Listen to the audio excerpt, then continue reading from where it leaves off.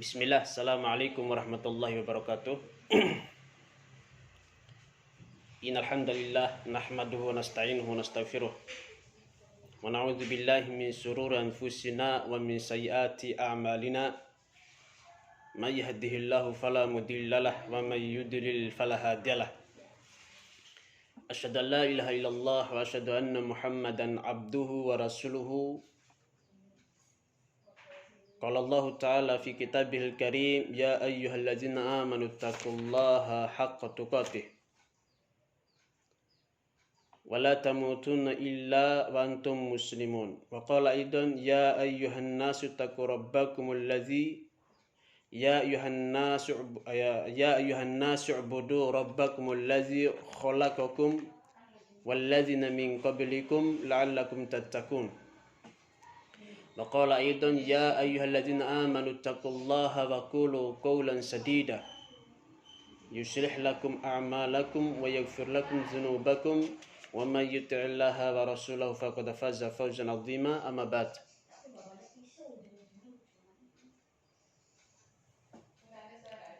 Alhamdulillahilladzi bi ni'matihi tatimmu sholihat. Segala puji hanyalah milik Allah yang dengan nikmatnya lah maka sempurnalah segala kebaikan-kebaikan yang ada. Ikhwati at-talabah rahimani wa rahimakumullah. Barakallahu fikum wa zadakunallahu al-ilma wa hirsan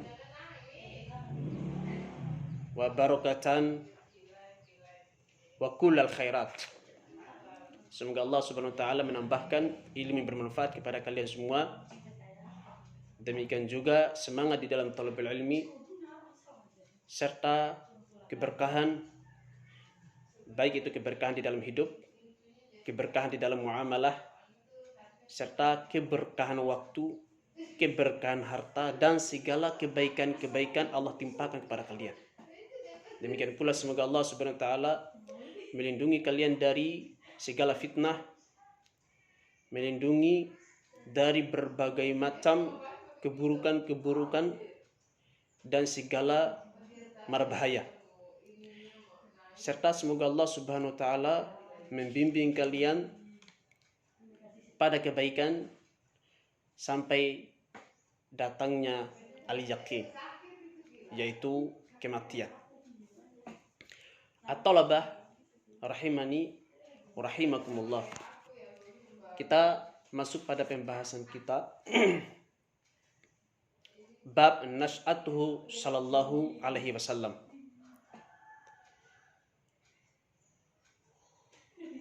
Tumbuhnya Nabi Muhammad sallallahu alaihi wasallam. Sebelumnya kita telah membahas hukmuhu baina Quraisy fi wad'il hajar aswad. Rasulullah menjadi hakim antara orang Quraisy dalam meletakkan batu hajar aswad. Ya, di sini ya pembahasan sebelumnya bahwasanya dengan bijaksananya Nabi Muhammad sallallahu alaihi wasallam, dengan cerdasnya beliau mampu memberikan solusi dalam persengketaan yang begitu hebat, perselisihan yang begitu kuat antara orang-orang Quraisy dalam peletakan batu hajar aswad. Maka datanglah Muhammad, pada saat itu beliau masih berumur 35 tahun, dan waktu itu beliau hanya memiliki anak yaitu Fatimah. Dan Fatimah pada saat itu berumur 5 tahun.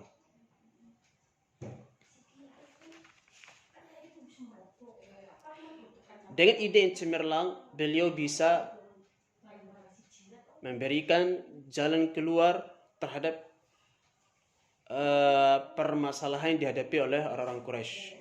Pembahasannya telah lewat, sehingga menjadikan Nabi Muhammad SAW semakin disegani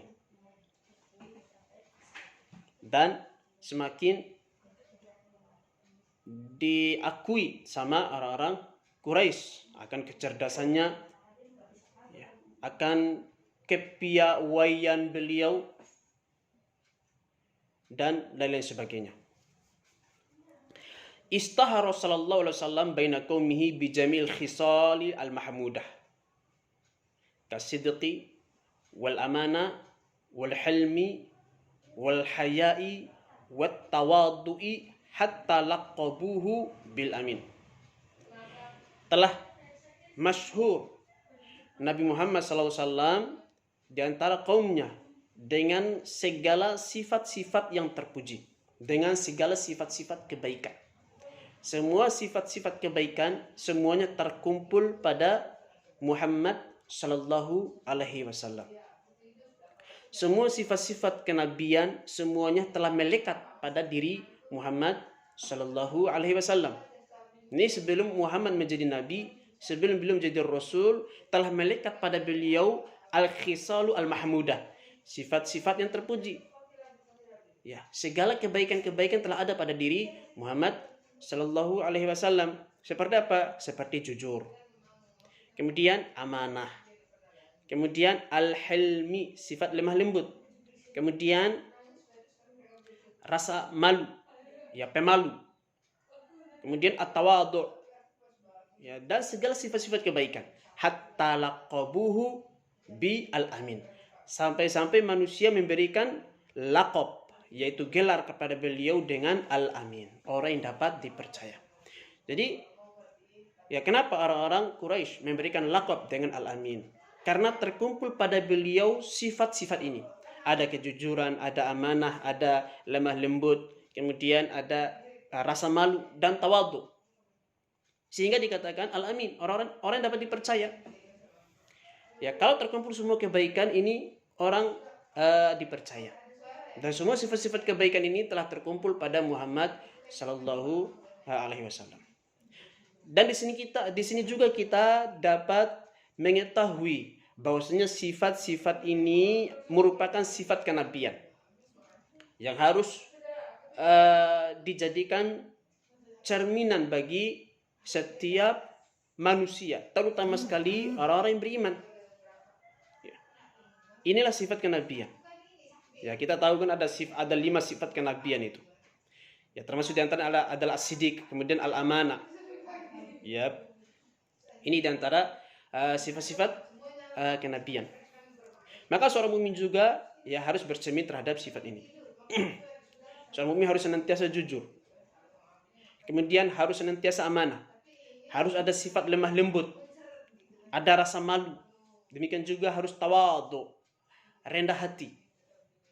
Ya, tidaklah sifat ini terkumpul pada seorang nabi, ya bahkan terkumpul kepada para nabi, melainkan sifat itu merupakan kebaikan dan menjadi jalan bagi manusia untuk dijadikan contoh. Ya, ingat sifat-sifat ini. Ini adalah sifat-sifat orang soleh, sifat-sifat orang-orang yang baik, dan akan menjadikan manusia ta'ajub terhadapnya, dan manusia akan percaya terhadap orang tersebut sebagaimana yang telah melekat pada Muhammad sallallahu alaihi wasallam. Wa kana qaumuhu wa ashiratuhu yuhibbunahu hubban 'azima wa yahtarimunahu ihtiraman zaidan. Adalah keluarga Muhammad serta kaumnya begitu cinta terhadap Muhammad dengan kecintaan yang sangat besar dan memuliakan beliau dengan pemuliaan tambahan, yaitu pemuliaan yang besar maksudnya. Nah, kenapa keluarga beliau begitu cinta terhadap Muhammad? Demikian pula kaumnya memuliakan, menghormati Muhammad, ya karena sifat-sifat tadi. Jadi ikhwati rahimani wa rahimakumullah, kedudukan seseorang akan menjadikan daya tarik bagi manusia yang lain. Dia akan menjadi terhormat. Dia akan menjadi mulia, bahkan dimuliakan apabila terkumpul sifat-sifat yang mulia tadi. Tidaklah manusia memiliki sifat yang mulia melainkan dia akan mulia. Tidaklah manusia memiliki sifat-sifat yang terpuji, melainkan dia pasti akan senantiasa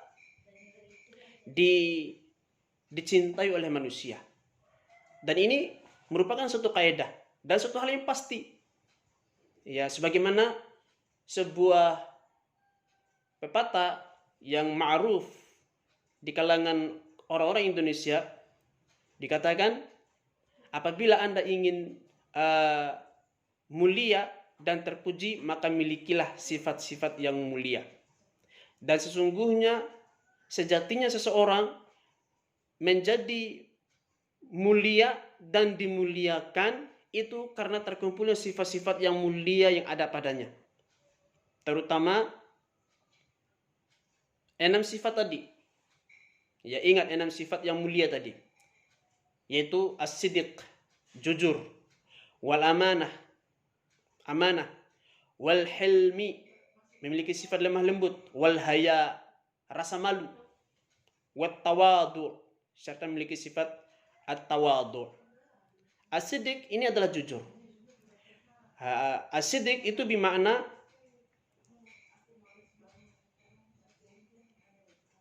at-takallum bisyai' atau al-fi'lu bisyai'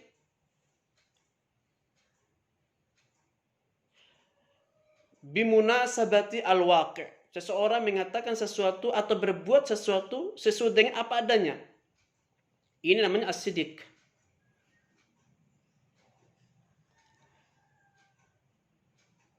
Rasulullah SAW bersabda, alaikum bis-sidqi, wajib kalian bersikap jujur.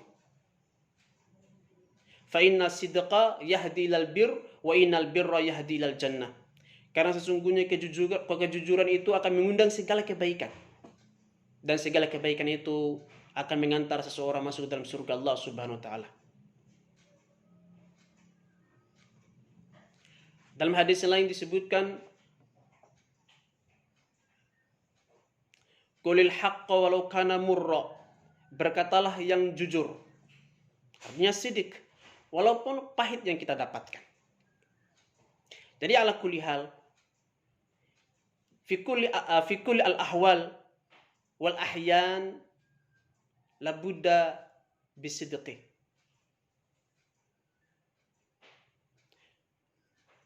Segala keadaan dan kondisi, seorang hamba dituntut untuk bersikap as-sidq. Demikian pula al-amanah. Al-amanah yaitu senantiasa menjaga sesuatu apa yang diamanahi terhadapnya. Ya, amanah yang ma'ruf di kalangan kita adalah titipan barang, kemudian kita menjaga titipan barang tersebut. Demikian pula termasuk di antara amanah adalah menjaga rahasia. Menjaga rahasia termasuk amanah. Bahkan dalam sebuah hadis Nabi mengatakan, apabila 2 orang berbicara atau sekelompok orang berbicara, kemudian mereka berpisah, apa yang mereka bicarakan itu adalah amanah. Jadi tidak boleh kita membongkar dari pembicaraan tadi. Nah, kalau 2 orang sedang berbicara, sedang ngobrol, kemudian mereka berpisah, jangan kita sampaikan kepada orang lain. Ya, jangan kita ceritakan kepada orang lain tentang pribadi orang tadi. Atau sesuatu yang tidak layak untuk dibicarakan. Melainkan hanya sebatas 2 orang tadi. Jadi masing-masing mereka harus menjaga pembicaraan tadi. Menjaga rahasia. Itu juga amanah. Ya, itu juga amanah. Kemudian sikap lemah lembut, baik tutur kata yang baik, sikap yang baik, tidak kasar dalam ucapan, tidak kasar dalam perbuatan. Ya. Kemudian di antara sikap al-hilmi yaitu memberikan toleransi terhadap saudara yang lain, tidak memberikan beban. Ya. Nah, ini adalah sifat-sifat yang al-mahmudah, sifat-sifat yang baik yang dimiliki, yang terkumpul padanya kepada Nabi Muhammad SAW. Kemudian al-haya, sifat malu. Ya. Al-haya'u minal iman. Sifat malu itu adalah bagian daripada al-iman. Kemudian dalam hadis mengatakan al-haya'u kullu khair. Malu itu semuanya baik. Malu itu semuanya baik. Tapi ingat, tidak boleh malu terhadap kebaikan. Tidak boleh kita malu terhadap amar ma'ruf nahi mungkar. Seperti misalnya seorang wanita, ia mengenakan hijab. Nah, ini adalah suatu kewajiban, suatu kebaikan baginya. Tidak boleh dia malu. Ya. Dan malu seperti ini adalah orang-orang yang menyelisih fitrahnya, orang-orang menyelisih kebaikan. Wah, saya malu pakai hijab. Saya sudah biasa pakai seksi. Lah, pakai seksi kok tidak malu? Harusnya wanita itu malu ketika dia membuka aurat. Dan fitrah kebaikan yang ada pada wanita itu adalah menutup auratnya. Itu fitrah kebaikan yang ada pada wanita. Dia menutup auratnya. Ini fitrah asal seorang wanita. Apabila terbuka auratnya dan dia malu untuk berhijab, maka ketahuilah dia telah keluar dari fitrahnya. Ya, sudah keluar dari fitrahnya. Ya. Sebagaimana seorang laki-laki memiliki sifat kelakian, jantan, gentleman, ini sifat laki-laki. Tapi kalau dia bencong, maka dia telah keluar dari sifat kelaki-lakiannya. Dia telah keluar dari fitrahnya. Nah, ini maksud daripada fitrah. Ini maksud daripada fitrah.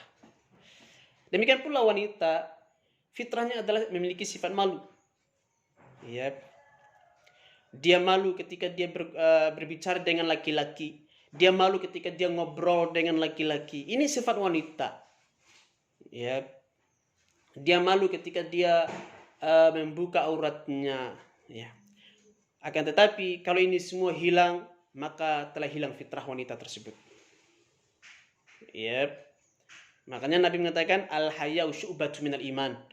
Bahwasanya malu itu adalah bagian daripada keimanan. Wal haya'u kulluhu khair.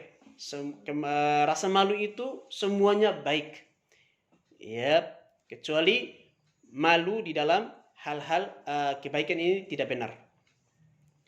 Ya, bahkan ada seorang malu, ya, membawa mushaf dia malu.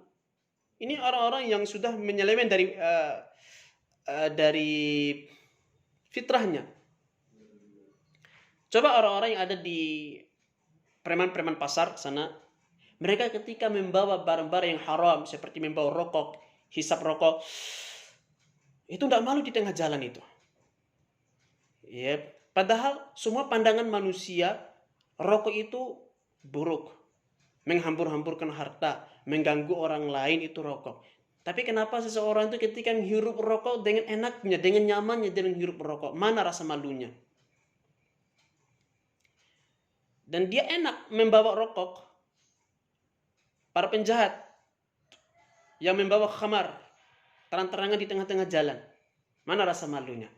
Kalau kita suruh mereka membawa mushaf, kita suruh mereka membawa kopiah putih, kita suruh mereka membawa sajadah, baru mereka malu. Nah, jadi al-aqsu bil khair, kebalikan dari kebaikan. Ketika melakukan kejahatan mereka terang-terangan dan senang melakukannya. Sebaliknya ketika mereka berbuat kebaikan, mereka malu terhadapnya. Nah, inilah orang-orang menyelisih fitrah. Inilah orang-orang menyelisih fitrah. Ya, dan tidak ada kebaikan orang-orang yang menyelisih fitrah ini. Ini adalah tanda keburukan yang ada pada diri seseorang. Ya. Maka hendaklah seseorang kembali kepada fitrahnya. Ada rasa malu dan malu terhadap suatu kebaikan.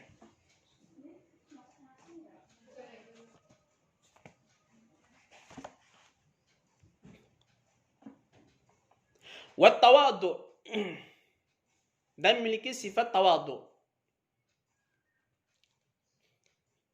Aish makna tawadu? At-tawadu itu merasa rendah diri, tidak tinggi diri, tidak menunjukkan bahwasanya dirinya lah yang paling baik, yang lainnya rendah, tidak menunjukkan omongan yang merendahkan manusia. Diddut tawadu huwa at-takabbur. Lawan daripada tawadu adalah takabbur. Sikap sombong, merasa tinggi. At-tawadhu min sifatil anbiya wa takabbur min sifatil iblis. Tawadhu itu adalah sifatnya para nabi. Rasa rendah diri, bukan rendah diri ya, rendah hati. Beda lagi rendah diri sama rendah hati. Rendah hati. Tidak menunjukkan dirinya yang paling hebat, dirinya lah yang paling baik. Tidak sampai merendahkan manusia, entah dengan ucapannya ataupun dengan perbuatannya. Orang yang keluar daripada sifat tawadhu, pasti dia akan dihinggapi sifat takabur. Orang-orang yang memiliki sifat tawadhu ini, dia akan mendapatkan segala kebaikan. Orang-orang yang memiliki sifat rendah hati, maka segala kebaikan itu akan terkumpul padanya. Ya, kalau Anda ingin memiliki ilmu, ingin memiliki hikmah, ingin memiliki kejujuran, ingin memiliki rasa malu serta al-amanah, pintu pertama kali yang harus Anda tempuh adalah memiliki sifat tawadhu. Ya, pintu pertama kali yang harus Anda miliki adalah tawadhu. Sebab dengan sifat tawadhu ini akan terkumpullah segala kebaikan pada diri seseorang. Ya, diibaratkan ya, di muka bumi ini tempat yang paling rendah adalah lautan. Ya, lautan itu adalah tempat yang paling rendah di muka bumi ini. Maka oleh karena itu, semua sumber mata air mengalirnya kemana? Mengalirnya ke lautan. Selokan, sungai, ya, semua air-air ini mengalir menuju ke lautan. Ya, tidak ada air sungai yang mengalirnya menuju ke daratan atau sungai yang lari naik ke atas gunung. Ya, tidak ada. Yang ada itu air dari daratan mengalir menuju ke lautan. Kenapa? Karena lautan itu adalah tempat permukaan bumi yang paling rendah. Oleh karena dia paling rendah, maka semua aliran-aliran air itu mengalirnya ke lautan. Demikianlah perumpamaan orang-orang yang memiliki sifat tawadhu. Sifat tawadhu, sifat rendah hati, maka akan menarik segala kebaikan-kebaikan kepadanya. Ilmu akan didapatkan oleh orang-orang yang memiliki sifat tawadhu. Kalau kita ingin menjadi orang sukses, memiliki sifat yang baik, memiliki ilmu, maka pertama milikilah sifat tawadhu, rendah hati. Ya, milikilah sifat tawadhu ini. Kalau ingin memiliki sifat-sifat yang baik. Tidak ada kebaikan sama sekali orang-orang yang tidak memiliki sifat tawadhu, sebagaimana iblis. Jauh daripada sifat tawadhu, maka tidak ada kebaikan pada iblis dan para pengikutnya dari kalangan jin dan manusia. Ya. Sifat sombong ini bukanlah sifat hamba. Sombong ini hanyalah sifat Allah Subhanahu wa taala. Orang-orang yang jauh daripada sifat sombong, maka akan dihinggapi sifat at-takabbur, maka berarti dia telah merebut ridha Allah, yaitu selendang Allah Subhanahu wa taala. Sebagaimana kata Nabi SAW, bahwasanya sombong itu merupakan selendang Allah Subhanahu wa taala. Tidak boleh seorang hamba merampas atau mengambil selendang Allah Subhanahu wa taala. Artinya yang berhak memiliki sifat sombong itu hanyalah Allah Subhanahu wa taala. Jadi Allah juga memiliki sifat sombong. Ya, bagaimanakah sifat sombong Allah Subhanahu wa taala? Ya, sifat sombong Allah itu begini. Ya. Bukankah kita sering melewati ayat-ayat bahwasanya Allah telah menyebutkan dirinya yang paling kuat? Ya kan? Ini kan sifat sombong. Dialah Allah yang maha perkasa. Dialah Allah yang maha hebat. Dialah Allah yang kuasa dari segala sesuatu. Ya, siapakah yang bisa melawan aku? Nah, itu kalimat-kalimat yang sejenis yang kita dengarkan, yang kita lewati baik dari Al-Quran maupun dari hadis Nabi SAW. Pada hari kiamat Allah berfirman, ketika segala sesuatu musnah, Allah katakan, Ana malikul mulk wa aina malikul ard. Sayalah raja di atas raja-raja. Sayalah yang menguasai segala sesuatu. Manakah raja-raja? Akulah raja yang sebenarnya. Ini kata siapa? Kata Allah pada hari kiamat nanti. Nah, ini kan sifat sombong. Maka kesombongan itu hanyalah milik Allah Subhanahu wa taala. Tidak boleh sifat sombong itu dimiliki oleh para hamba. Maka oleh karena itu Allah Subhanahu wa taala mengusir iblis dari surga lantaran karena sifat sombong. Dan ketahuilah, maksiat pertama kali dilakukan oleh seorang hamba sehingga ia dikeluarkan dari surga adalah sifat sombong. Dan sombong ya merupakan maksiat yang sangat besar, membuat iblis dihempaskan dari surga Allah Subhanahu wa taala. Ya, jadi sombong itu hanya milik Allah Subhanahu wa taala. Maka seorang mukmin jangan sampai mewarisi sifat sombong ini dari iblis. Ambillah pelajaran. Ya, maka seorang mukmin harus menghiasi diri dengan tawadu. Nabi SAW mengatakan, la yadkhulul jannata man kana fi qalbihi mithqalu dzarratin min kibir. Tidak akan masuk ke dalam surga orang-orang yang memiliki sifat sombong walaupun sebesar biji zarrah. Ya, walaupun sebesar biji zarrah, orang-orang sombong itu tidak akan masuk surga.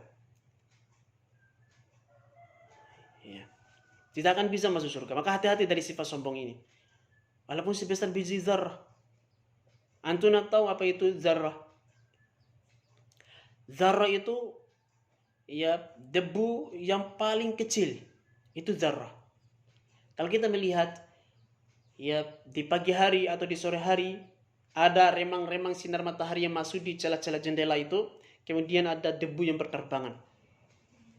Itulah zarrah kata ulama tafsir. Itulah zarrah.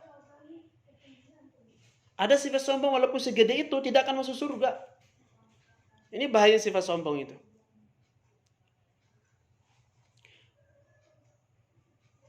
Apa itu sombong? Sombong itu adalah batarul haq wa ghamtun nas. Dia menolak kebenaran dan merendahkan manusia. Itu sombong. Ketika dinasihatin, anak baru kemari. Siapa lu? Baru belajar pakai hijab. Siapa lu? Ya baru ikut kajian. Nasihatin gue yang sudah mondok puluhan tahun. Ini sombong. Ingat, jangan sampai karena kebaikan yang banyak yang kita lakukan justru menyeret kita kepada kesombongan. Justru kebaikan itulah yang akan mengarahkan kita kepada sifat tawadu. Orang semakin banyak ilmunya, semakin banyak belajarnya, justru itu akan menghiasi dirinya dengan sifat tawadu, bukan malah sombong. Termasuk di antara hilangnya keberkahan ilmu, termasuk di antara jauhnya seseorang dari ilmu ketika ia memiliki sifat sombong. Walaupun dia sudah belajar di pondok selama bertahun-tahun. Apalah artinya dia belajar agama, toh ujung-ujungnya dia memiliki sifat sombong? Tidak ada manfaatnya sama sekali. Ingat, dua hal ini merupakan sifat kesombongan. Jauh daripada tawadu. Dia menolak kebenaran dan merendahkan manusia. Merendahkan manusia, ya, meremehkan mereka. Mungkin karena latar belakang orang-orang yang tidak jelas. Mungkin karena latar belakang mereka ini orang-orang miskin, ya.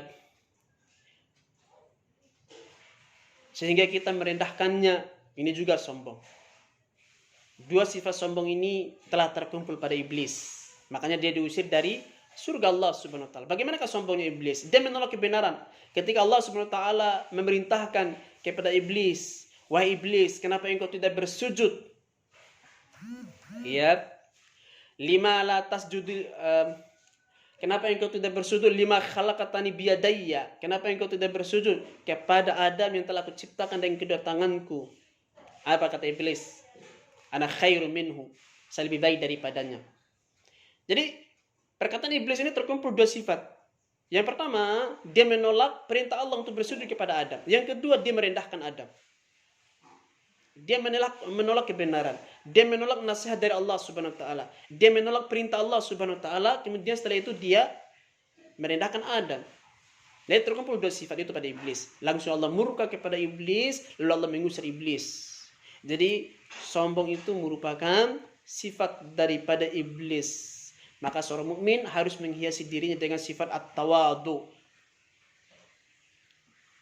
Ya, dalam hati ini harus dikosongkan merendahkan manusia. Dan puncak daripada kesombongan itu ketika menolak kebenaran. Siapa yang maju di depan, siapa yang berbicara, yang berbicara itu si fulana. Allah, dia kan orang baru. Allah, dia itu kan orang tidak paham agama. Allah, saya kan orang yang lebih berilmu dari dia. Nah, mulai sifat sombong menjangkit dalam dirinya. Ya, ingat, orang-orang yang memiliki sifat sombong ini tidak akan ada keberkahan dan dia tidak akan mendapatkan ilmu. Sebagaimana seorang penyair mengatakan, al-ilmu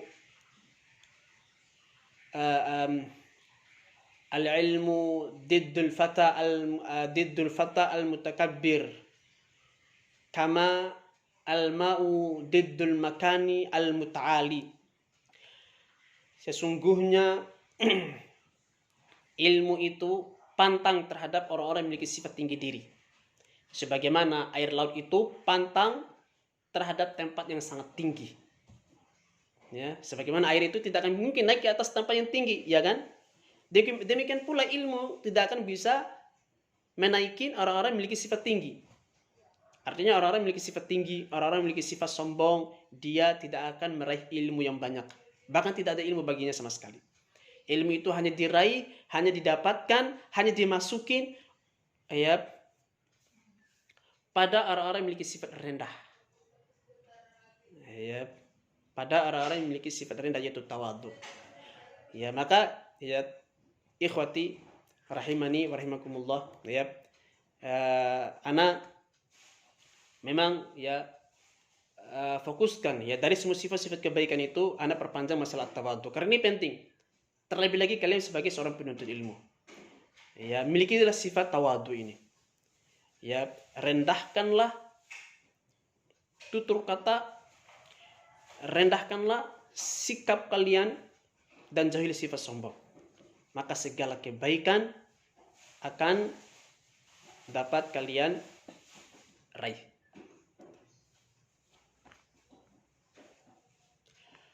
Dengan sifat-sifat ini, maka Muhammad pun dia dicintai oleh keluarganya, juga dicintai oleh masyarakatnya, dan beliau sangat dimuliakan oleh manusia. Waqad hafidhahullahu mundu sigorihi min amal jahiliyah falam yashrab khamran walam yahjud li sonamin. Dan Allah Subhanahu wa taala telah menjaga Muhammad semenjak beliau masih kecil dari perbuatan-perbuatan jahiliyah. Seperti minum khamar dan sujud kepada sonam. Sonam itu artinya patung yang berbentuk. Kemudian ada wasan. Wasan juga artinya berhala. Sonam berhala, wasan juga artinya berhala. Bedanya sonam adalah berhala yang berbentuk seperti patung. Sedangkan wasan adalah berhala yang tidak berbentuk. Ya, dia berhala yang tidak berbentuk.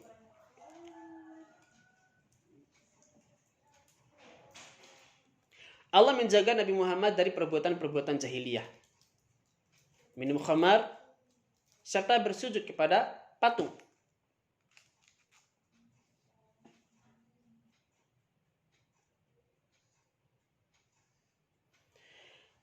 Dengan cara seperti ini Allah Subhanahu wa taala menjaga Nabi Muhammad dari perbuatan-perbuatan yang buruk tersebut. Bahkan setiap kali ketika Nabi Muhammad SAW ya terbesit di dalam hati beliau ingin ikut acara-acara orang-orang jahiliyah, maka Allah Subhanahu wa taala melindunginya dengan mendatangkan rasa kantuk pada Muhammad.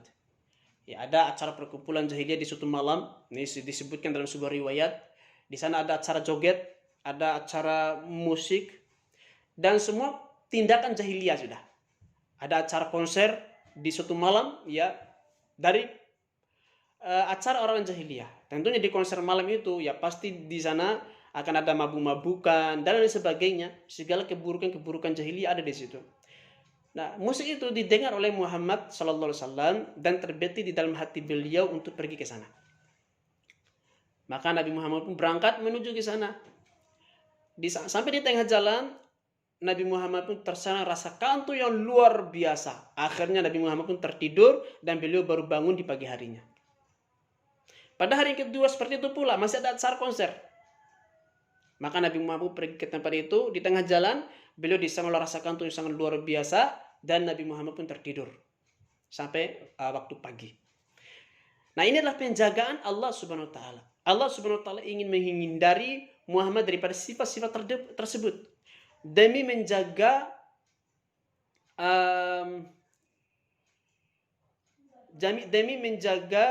sifat atau demi menjaga perilaku Muhammad, karena Allah telah mempersiapkan Muhammad ini sebagai seorang nabi nantinya. Allah mempersiapkan Muhammad ini sebagai seorang nabi, tentunya Allah harus menjaganya dari mara bahaya, dari sifat-sifat yang buruk. Ya. Dan ini juga menjadi pelajaran bagi kita bahwasanya orang-orang yang yang melakukan hal-hal yang tidak baik ini akan mengotori hatinya sehingga kedepannya dia akan menjadi orang yang buruk. Ya, karena memang adanya pengaruh keburukan dari sifat-sifat yang buruk itu terhadap tabiat manusia.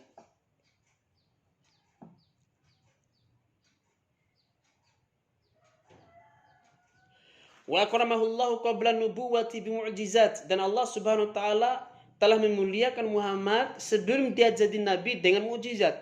Sebelum jadi nabi saja Muhammad telah diberi mukjizat. Ya, mukjizat itu adalah sesuatu yang hebat, sesuatu yang luar biasa di luar daripada nalar manusia. Ini pengertian daripada mukjizat. Ya. Dallat ala idhami mustaqbalahi, menunjukkan bahwasanya masa depannya adalah agung. Masa depan menunjukkan masa depan Muhammad itu adalah sesuatu yang besar. Muhammad itu bukan manusia biasa. Ya, manusia sih, tapi bukan manusia biasa.